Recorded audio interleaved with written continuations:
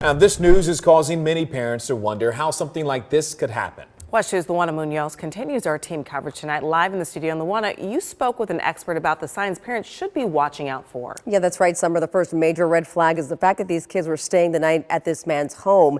Now, this man may have been someone the parents and kids felt comfortable with and trusted, but experts say that's exactly what predators use to commit their crimes.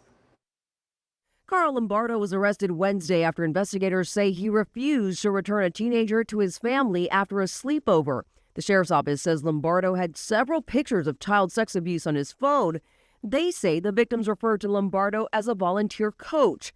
Licensed mental health counselor Renee Cherowitz says parents need to be even more vigilant of allowing children to attend sleepovers, even if it's with someone they trust. When the coaches start singling out the child as special or spending extra time, that could be part of the grooming process. We have to be really careful with that. Cherowitz says another red flag parents need to look out for is secrecy. There's always secrets, especially between the coach and the child. Secrets, spending a little extra time with the person, little extra gifts here and there.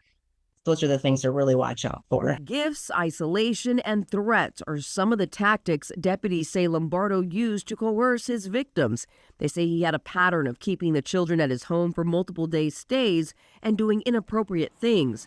Cherowitz says the best way to keep your children safe is to have open and honest conversations about sex. It's okay to talk about sex, and that's not a taboo subject. And when we talk about these things, it's not a big deal. So in the perpetrator victim scenario, it's going to be very secretive. And so if you have an open line of communication with your parents and your family, then you would be saying things to them and they would see the red flags. Cherowitz says knowing where your child is at different times of the day is important. If they say they're staying at a friend's, follow through and make sure they are where they say they are.